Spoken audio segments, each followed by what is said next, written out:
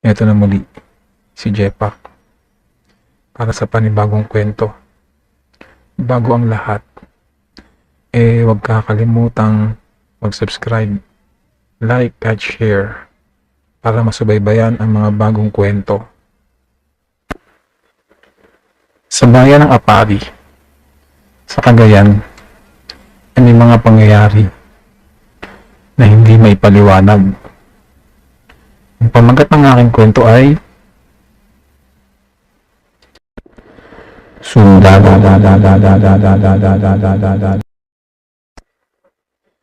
Sa bayan ng Apari ay nakatira si Joey. Siya ay 18 taong gulang noon at hindi nakapag-aral dahil sa kasalukuyang digmaang naganap. Namatay sa digmaan ng kanyang tatay at mga kapatid.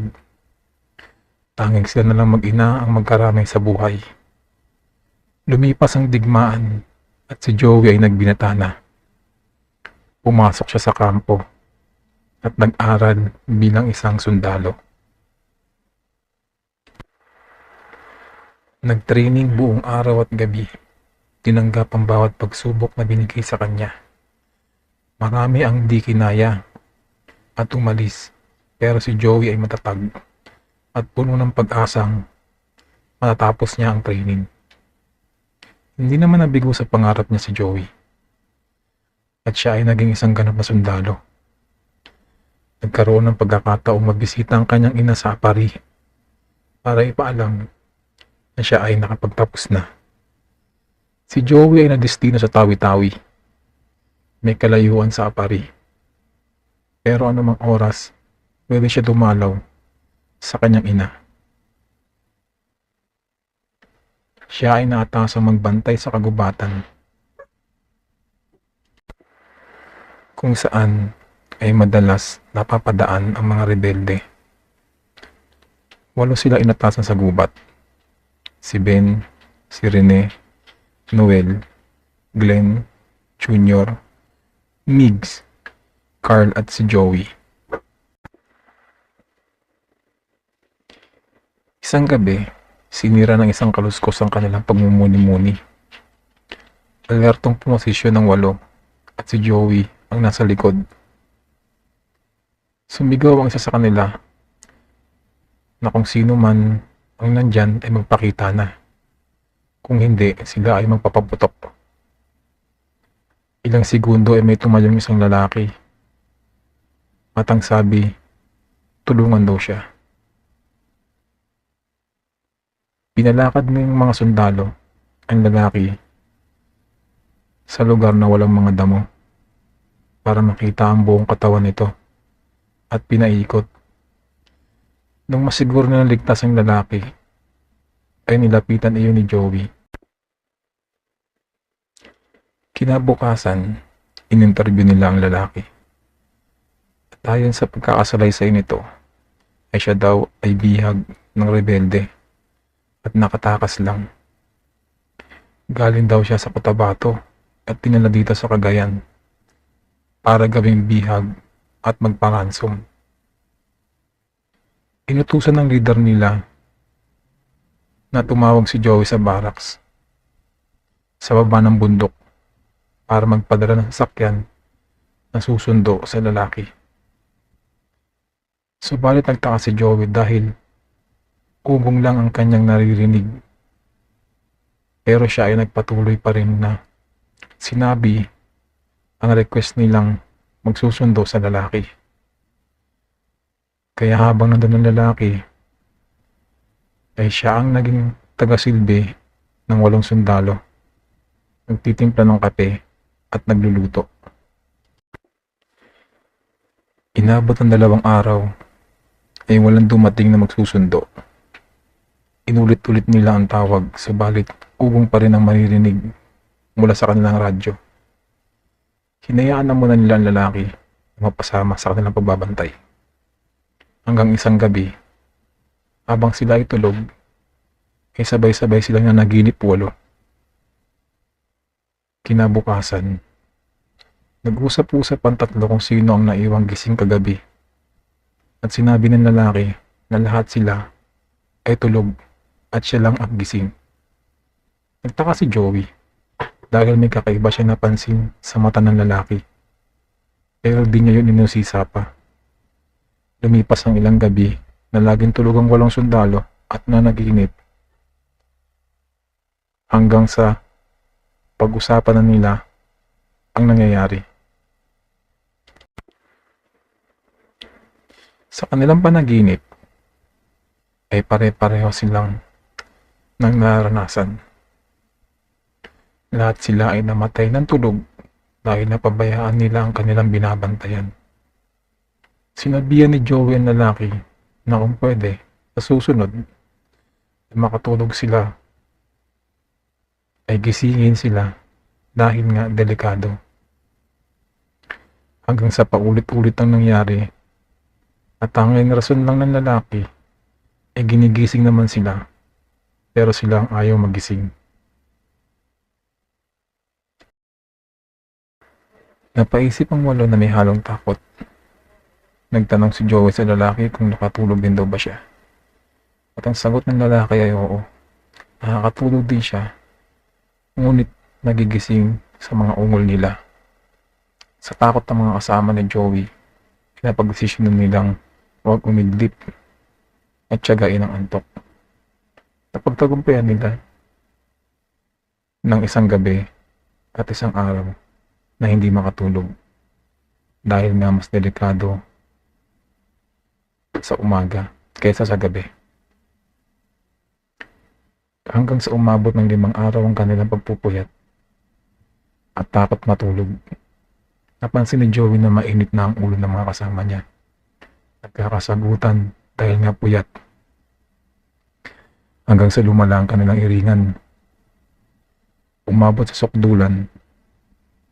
Nagsasalita na mag-isa ang ilan sa 8 mga kasama niya. Ang iba naman ay nagpapaputok ng baril kung saan-saan dahil may kaluskos na naririnig. Medyo natatakot na din yung lalaki sa nangyayari at kita naman yun ni Joey kaya nawala sa isip niya ang pagdududa na baka may ginagawa ang lalaki sa kanila na hindi nila alam. Isang umaga ay nakarinig na naman sila ng putok at agad na nilapitan ni Joey ang mga kasama sa di kalayuan. Nanlaki ang kanilang mga mata nang makitang binaril ni Carl si Lene. Agad niya nilapitan at kinuha ang baril ni Carl at tinanong kung bakit binaril. Inakala daw ni Carl na isang baboy ramo sasalakayin siya kaya binaril ito. Nataranta ang lahat. Di nila alam paano ito ipapaliwanag. Itinabi nila ang bangkay ni Rene at binalot sa kumot. Tumawag sila sa barracks, subalit ugong pa rin ang kanilang naririnig mula sa radyo. Tulala si Carl, bumubulong, umiiyak buong gabi. Hanggang sa binaril na niya ang kanyang sarili. Lalo nagulat ang lahat sa nangyari na may halong takot. Si Carl at Rene ay patay na. Nagpatuloy ang kanilang hindi pagtulog dahil na din sa nangyari. Pati ang lalaking kasama nila ay hindi na rin natutulog. Habang tulala ang lahat, may mga nangyaring hindi nila inaasahan. Sa di kalayuan ay nakita nila nakatayo si Ben. Tinawag ito nila Noel at Glenn. Wala itong imik, kaya nilapitan nila ito. Habang papalapit ang 2 sundalo, ay may nangapakan si Glenn na kapirasong sanga at lumikha ito ng ingay. Nabigla sila Noel at Glenn nung sumigaw si Ben na may kaaway, nilulusod tayo. Agad na pinaputukan ni Ben sila Glenn at Noel at nawalan sila ng buhay. Nagdapaan naman ng mga naiwan sa kubo na sila Joey Miggs at Junior at ang lalaki. Nung naubos na ang bala ni Ben, tinakbo ito ni Joey at dinamba sabay agaw ng baril. Pinagmumura ito ni Joey at tinatanong kung anong ginawa niya at bakit pinaputokan ng mga kasama nila. Sumagot si Ben na pagalit at sabi niya na hindi sila kakampi, mga rebelde sila. Sinugod tayo kasabay ng pagmumura. Natapos ang araw na yun na puno ng takot at tensyon ng lugar. Si Carl, Noel, Glenn at Rene ay namatay sa aksidente. Pero paano nila ito ipapaliwanag? Ilang araw na silang puyat at hindi nakakatulog. Kahit idlip lang. Naisip ni Joey na baka dahil sa puyat ay naapektuhan ng kanilang isip at kung ano-ano na ang nakikita at naririnig. Kinausap ni Joey sila Migs, Junior at ang isang lalaki na matulog na sila at siya na ang bahala magbantay dito. Umalma si Migs, hindi pwede. Baka mamaya may sugurin daw sila ng tunay na mga rebelde. At sumagot na si Junior. Sabi, baka pagbabarilin din sila nito. Lumipas ang isang gabi at araw na wala naman nangyaring kakaiba. Tumawag sila sa barracks, subalit wala pa rin sumasagot. Gaya ng dati, nagluto ng pagkain ng lalaki at pinagtitimpla sila ng kape. Kinagabihan, habang tahimik ang lahat, ay bigla nagsalita si Migs na baka daw isa sa kanilang espiya at may ginagawang patibong para sa kanila. Tinuro niya si Joey at pinagbintangan, sabay turo din kay Junior at sa lalaki. Nagalit si Junior dahil sa bintang nito at sinabi na baka si Migs ang espiya at pakana niya ang babira mo at planado ito. Kaya namatay ang mga kasama nila. Nagkatutukan sila ng baril at inawat ni Joey. Naging mahinahon ang lahat. Kinabukasan, nakita nila Joey at ng lalaki, sila Migs at Junior.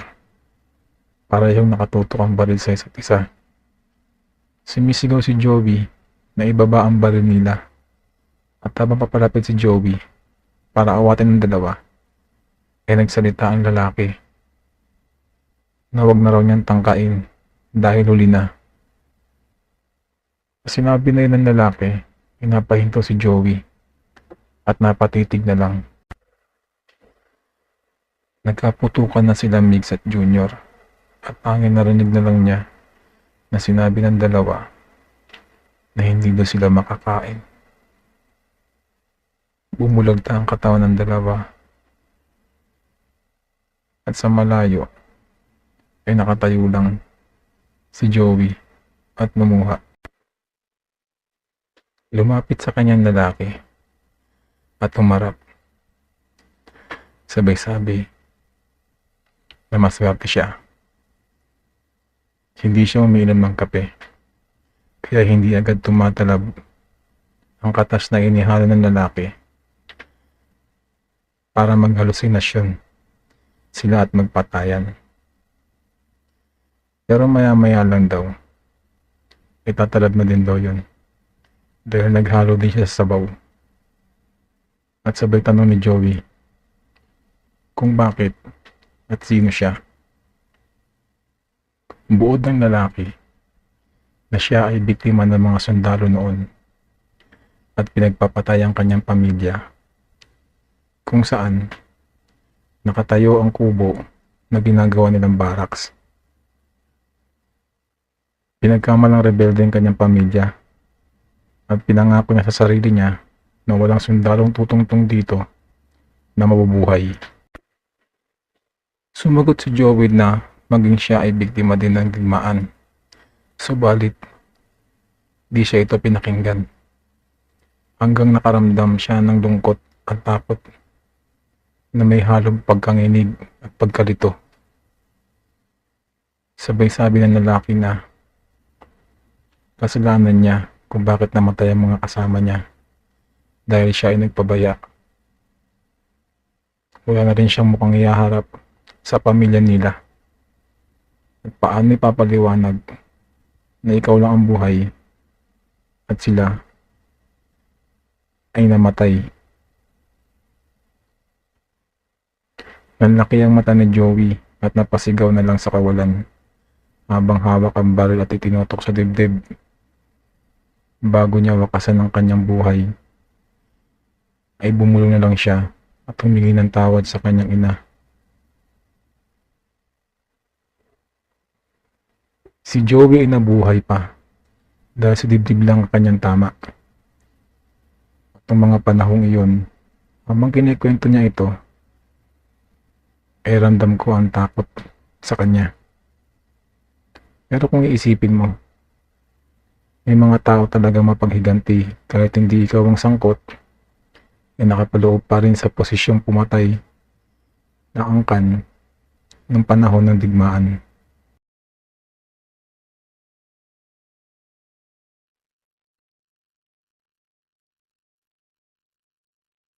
So guys, kung may mga nais kayong kwento na gusto nyong marinig sa YouTube channel ko, ay mag-email lang kayo sa akin na nakalagay sa description. This is Jepak signing off.